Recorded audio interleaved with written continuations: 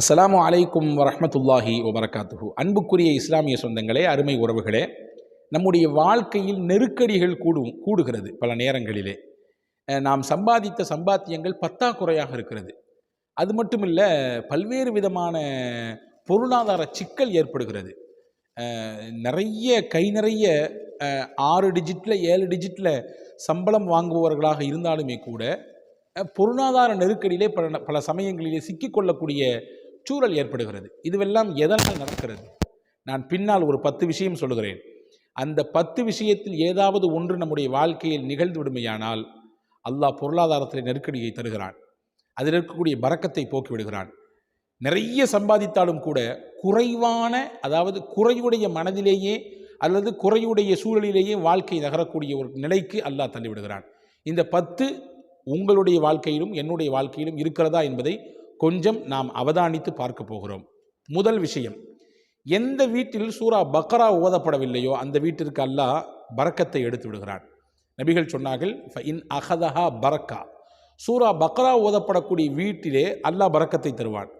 அடுத்து வாசகம் சொன்னாங்க, வ தர்குஹா ஹஸ்ரா, அதை விடக்கூடியவர்கள் நிச்சயமாக நெருக்கடிக்கு உள்ளாகுவார்கள்.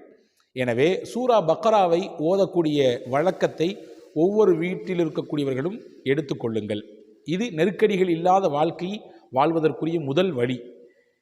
அடுத்து இரண்டாவது வழி, எந்த வீட்டில் தொழுகை நடைபெறவில்லையோ, தொழுகக்கூடிய ஆட்கள் அங்கே இல்லை, தொழுகக்கூடிய மனநிலையில் இருக்கக்கூடியவங்க இல்லை, வீட்டில் ஐங்கால தொழுகையும் சரி நஃபிலான வணக்கங்களும் சரி நிறைவேற்றப்படுவதே இல்லை என்றால், என்னதான் சம்பாதித்து அங்கே கொட்டினாலும் அல்லாஹ் அங்கே பரக்கத்தை எடுத்து விடுவான்.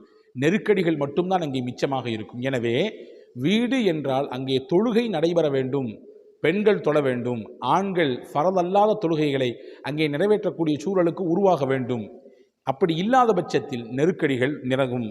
மூணாவது, நெருக்கடிகளும் பரக்கத்தும் இல்லாத ஒரு வாழ்க்கைக்குரிய முக்கியமான காரணம் இசை, பாட்டு போன்ற விஷயங்கள் ஒரு வீட்டிலே நிறைந்து காணப்படுமையானால், எங்கே திரும்பினாலும் இந்த மாதிரி இசை கேட்பது, அதுக்கு உண்டான சாங்ஸு, மியூசிக்கு, இந்த மாதிரியான ஆட்டங்கள் பாட்டங்கள் வீட்டில் நிறையுமையானால் அல்லாஹ் நெருக்கடிகளை தான் தருவான்.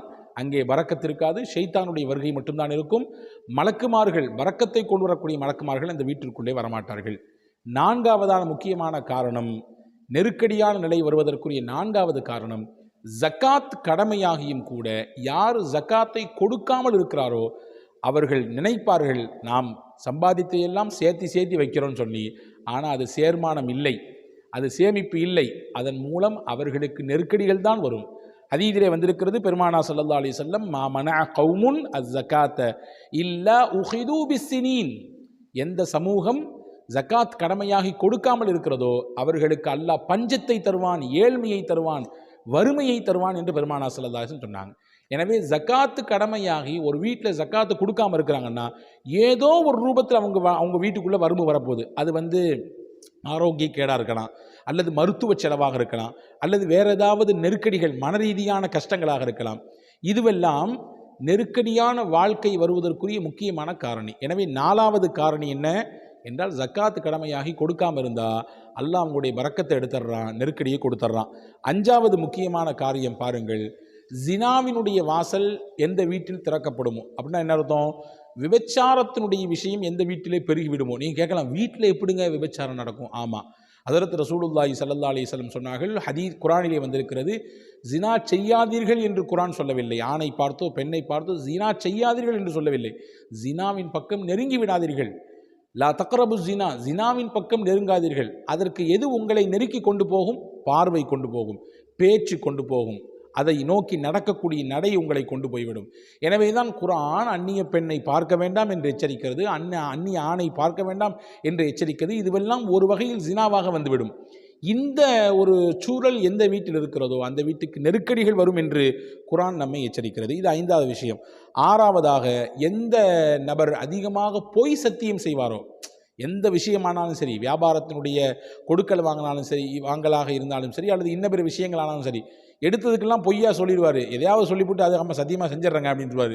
ஆனால் அந்த சத்தியத்தை நிறைவேற்றாமல் போய்விடுவார். அவருடைய இந்த விஷயத்திற்காக அல்லாஹ் அவருக்கு கொடுத்த அந்த பொருளாதாரத்திலே நெருக்கடியை தருவான், அவருடைய அந்த பரக்கத்தை எடுத்து விடுவான். இது நபிகள் ஸல்லல்லாஹு அலைஹி வஸல்லம் சொல்லக்கூடிய விஷயம். இது ஆறாவது செய்தி. ஏழாவதாக, எந்த வீட்டிலே ரிபாவினுடைய வாசல் திறந்து விடப்படுகிறதோ, வட்டியின் வாசல், இன்னைக்கு கால சூழலில் வட்டி என்பது ஒரு பெரிய குற்றமே இல்லை என்பது போன்று உண்டான சூழல் உருவாகி இருக்கிறது. எங்கே பார்த்தாலும் திரும்பினாலும் இஎம்ஐ போட்டு நம்முடைய பொருட்களை வாங்கி கொள்ளக்கூடிய சூழல்.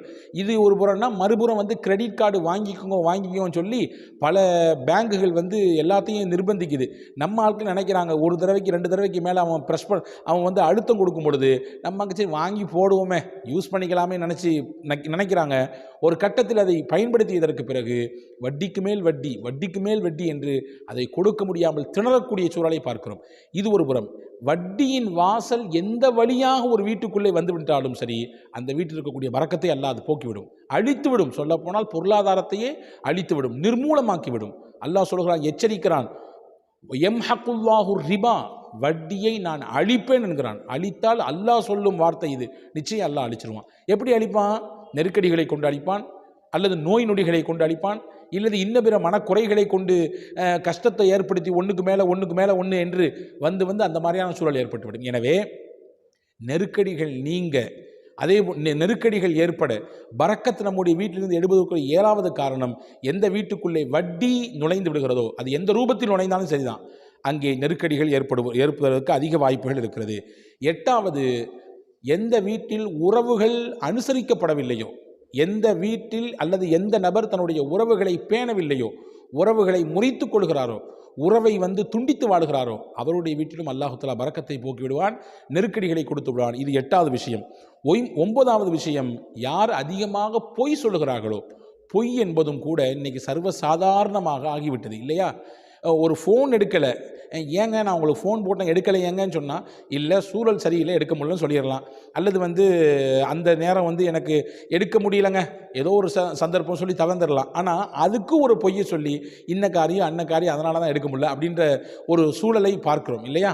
அப்போ பொய் என்பது சர்வசாதாரணமாக ஆகிவிட்டது. யார் அதிகமாக பொய் சொல்கிறாரோ, எந்த குடும்பத்தில் அதிகமாக பொய் சொல்லக்கூடிய பழக்கம் இருக்கிறதோ, அல்லாஹ் அந்த குடும்பத்திலிருந்து பரக்கத்தை எடுத்து நெருக்கடிகளை தந்து விடுகிறான். இது 9வது காரியம். 10வதாக, யாருடைய வாழ்க்கையில் தனிமையில் அதிகமாக பாவம் செய்யக்கூடிய சூழல் உண்டாகிவிடுமோ, அல்லாஹ் பரக்கத்தை எடுத்து விடுவான்.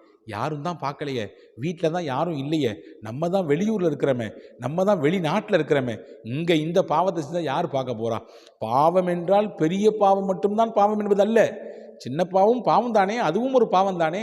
ஆனால் அந்த பாவங்கள் எல்லாம் சர்வசாதாரணம் ஆகிப்போச்சு. சாதாரணமாக அதை கடந்து போகிறாங்கன்னு சொன்னால், அல்லாஹ் அந்த பாவத்தை காரணமாக வைத்து அவருடைய ரிசுக்கை அல்லாஹ் பிடிப்பான், நெருக்கடிகளை கொடுப்பான். ஹதீஸிலே வந்திருக்கிறது, இன்னல் அப்த, ஒரு அடியான் ல யஹ்ரமு ரிஸ்க் லி தம்பின் யுஸீபுஹு, அவன் செய்த ஏதோ ஒரு பாவம் அதன் காரணமாக அவனுடைய ரிஸ்க் பிடிக்கப்படுகிறது என்று பெருமானார் ஸல்லல்லாஹு அலைஹி வஸல்லம் சொன்னாங்க. அப்போ நான் மேலே கூறிய இந்த 10 விஷயங்களும் ரிஸ்க் பிடிக்கப்படுவதற்கும், நெருக்கடிகள் அதிகமாகுவதற்கும், வீட்டில் இருக்கக்கூடிய பரக்கத் போவதற்கும் உரிய வழிகளாக மார்க்க அறிஞர்கள் நமக்கு வரிசைப்படுத்தி காட்டுகிறார்கள். யோசிப்போம், நம்முடைய வாழ்க்கையிலே இதில் ஏதாவது ஒன்று இருந்தால் அதை மாற்றி அமைத்துக் கொள்வோம். இனிமேலும் காலங்களிலே இந்த விஷயங்களுக்குள்ளே போகாமல் நம்மை நாம் பாதுகாத்துக் கொள்வோம். வல்ல அல்லாஹ் தௌஃபீக் செய்வானாக.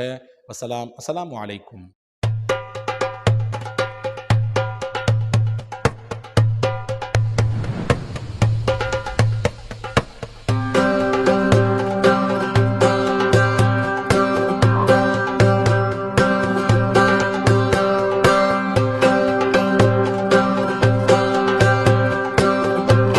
Kareem's Biryani Paradise at Liberty and Catering Services, கோடம்பாக்கத்தின் அறுசுவை அடையாளம்.